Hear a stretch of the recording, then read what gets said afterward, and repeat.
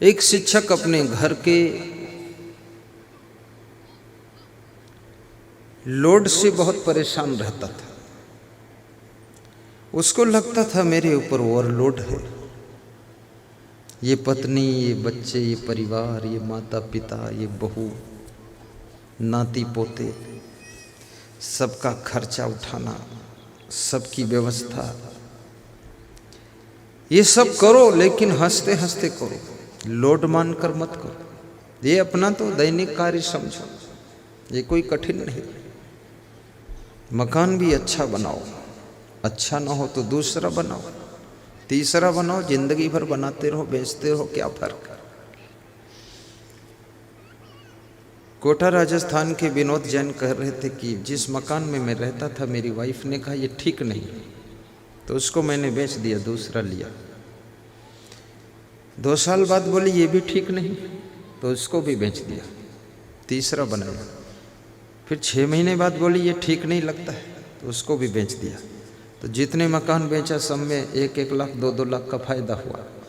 तो धीरे धीरे मैं बिल्डर बन गया। अब मैं 400 मकान हर साल बनाकर बेचता हूँ और वाइफ को धन्यवाद देता हूँ कि तूने मुझे बिल्डर बना दिया।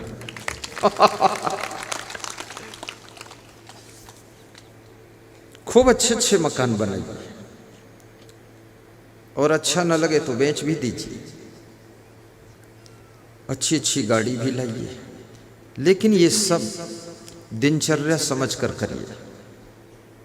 बच्चों को पढ़ाइए लिखाइए, फैक्ट्री चलाइए, दिनचर्या है आपकी, लोड मत मानिए। हमारा कर्तव्य है, हम कर रहे हैं, ऐसा समझो। तो शिक्षक बहुत परेशान रहता था। गांव के बाहर एक महात्मा की कुटी थी, आश्रम था। महात्मा के पास गया, बोला मैं घर के लोड से परेशान हो गया हूँ, बहुत बड़ी घर की जिम्मेदारियां हो, टेंशन बहुत रहती है, तनाव में रहता हूँ, नींद नहीं आती है। तो महात्मा ने कहा ऐसा क्यों हो गया? बोले ये पूरा इतना बड़ा घर परिवार तो मैं ही चला रहा हूँ। महात्मा ने कहा ये तुम्हारा भ्रम है, ये तो ऑटोमेटिक चलता है, सबके भाग्य से चलता है। तुम्हारे घर में यदि कुछ हो रहा है, अच्छा हो रहा है, उसमें भी कई लोगों का भाग्य शामिल है, कई लोगों के कर्म शामिल है। तुम्हारी पत्नी जो फैक्ट्री में नहीं जाती है, घर में रहती है, लेकिन उसका भाग्य भी फैक्ट्री को चला रहा है, वहाँ से प्रॉफिट ला रहा है। तुम्हारी बेटी जो भी 1 साल की है, उसका भाग्य भी तुम्हारे दुकान पर ग्राहकों को बढ़ा रहा है, तुमको पता नहीं है। इसलिए मैं निवेदन करूंगा, जो भी इस धरती पर तुम्हारे कुटुंब परिवार में जन्म लेता है, वो अपनी किस्मत लेकर आता है। हर आत्मा अपना अपना पुण्य लेकर के आती है। हमारे साथ में जितने साधु आते हैं, सब अपना अपना भाग्य लेकर आते हैं। और जब कोई नया साधु पैदा होता, हमारे यहाँ पैदा होता मतलब भर्ती होता है, पैदा होने का तो कोई उपाय नहीं है, लेकिन भर्ती होता है, तब कुछ नया विकास होता है, नया विकास होता है, उत्थान होता है। तो मैं समझ जाता हूँ ये उसके ही भाग्य से हुआ है।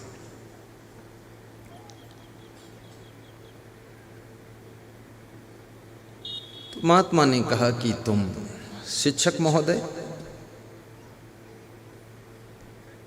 2 वर्ष के लिए किसी बड़ी सिटी में जा कर के रहो और 2 वर्ष लौट कर मत आना, आपको मैं टेंशन खत्म कर दूंगा सब। वो शिक्षक बहुत बड़ी सिटी में चला गया, वहीं किराए कमरा लेकर रहने लगा, कुछ काम करने लगा। 2 वर्ष लौटा ही नहीं।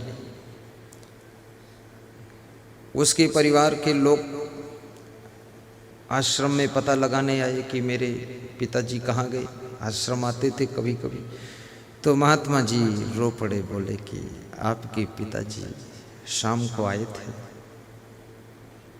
और आश्रम के आसपास जंगल है छोटा मोटा, एक शेर आया, आपके पिताजी को मार कर खा गया, उठा ले गया। घर के लोग रोने लगे। 10-5 दिन रोए धोए, फिर सब नॉर्मल हो गए, फिर काम करने लगे। बड़ा लड़का ग्रेजुएट कर रहा था, ग्रेजुएट कंप्लीट किया, सर्विस के लिए प्रयास किया, डॉक्टर बन गया। छोटा लड़का पुलिस में भर्ती हो गया। बहन का विवाह दोनों भाइयों ने मिलकर कर दिया।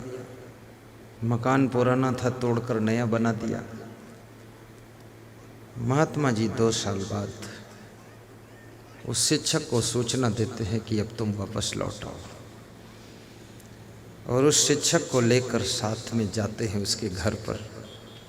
अचानक घर के लोग अपने पिता को, परिजन को जीवित देख करके बहुत खुश हो जाते हैं कि मेरे पिताजी फिर जिंदा कैसे हो गए, वापस कैसे आ गए।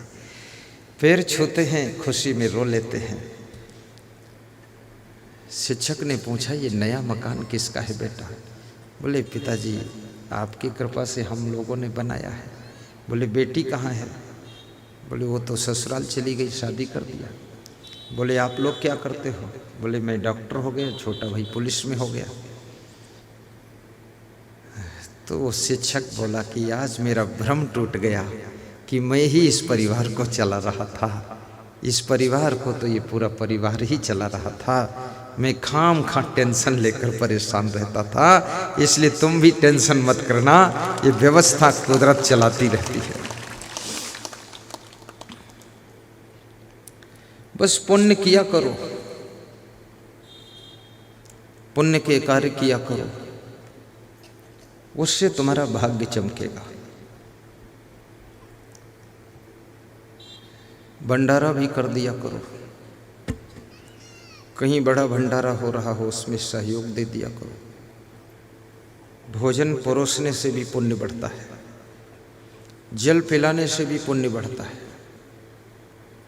मेहमान की सेवा करने से भी पुण्य बढ़ता है, गुरु का दर्शन करने से बहुत बड़ा पुण्य बढ़ता है, गुरुदेव का प्रवचन सुनने से तो महापुण्य होता है, और प्रवचन कराने से तो समुद्र जैसा पुण्य प्राप्त होता है, बहुत पुण्य होता है। क्योंकि हजारों आत्माओं को संस्कार, ज्ञान और शांति प्राप्त होती है, इसलिए सत्संग कराना सबसे बड़े पुण्य का काम है। और दान करने से भी पुण्य होता है। दारू पीने से पुण्य घट जाता है, अच्छी बातें सोचने से भी पुण्य होता है, स्वप्न में दान करने से भी पुण्य होता है। कितने लोग स्वप्न में भी दान करते हैं, स्वप्न में दर्शन करते हैं, स्वप्न में प्रवचन सुनते हैं, स्वप्न में भंडारा करते हैं, और स्वप्न में गुरु के पास जाते हैं, और स्वप्न में फल फ्रूट भेंट करते हैं। खर्चा तो 1 पैसा नहीं होता है, लेकिन पुण्य बहुत हो जाता है, स्वप्न का भी फल होता है।